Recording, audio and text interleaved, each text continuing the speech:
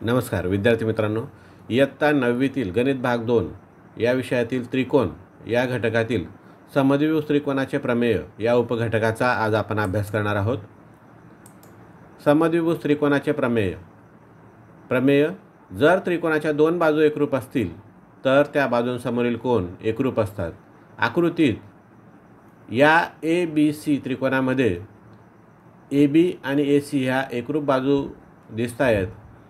त्या बाजूंसमोरील कोन अनुक्रमे कोन C व कोन B हे एकरूप असतात हे आपल्याला सिद्ध करायचे आहे।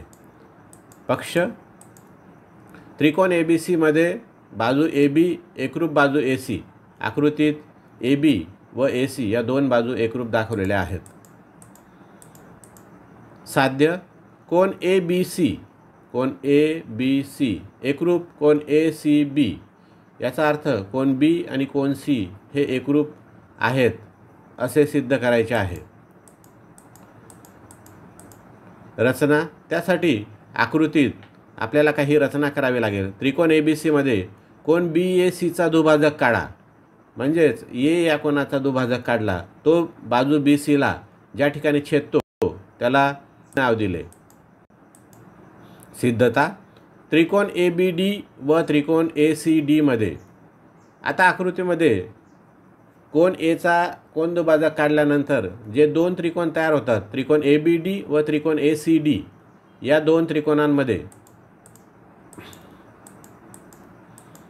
रेख AB एकरूप रेख AC, या ठिकाणी रेख AB व रेख AC एकरूप आहेत। पक्ष मध्येच ते दिलेला आहे।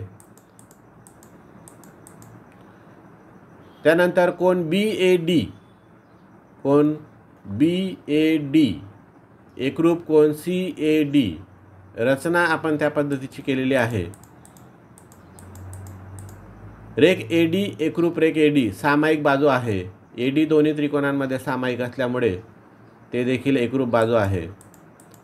त्यावरून त्रिकोण ABD एकरूप त्रिकोण ACD बाक व बा कसोटी, यावरून त्रिकोणामध्ये ABD व ACD हे दोन त्रिकोण बाक व बा कसोटीनुसार एकरूप आहेत।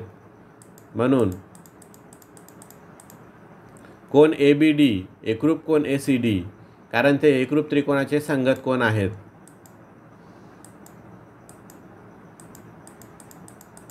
आणि म्हणून कोन ABC एकरूप कोन ACB, जे आपलं साध्य होतं ते या पद्धतीने या ठिकाणी सिद्ध झालेलं आहे।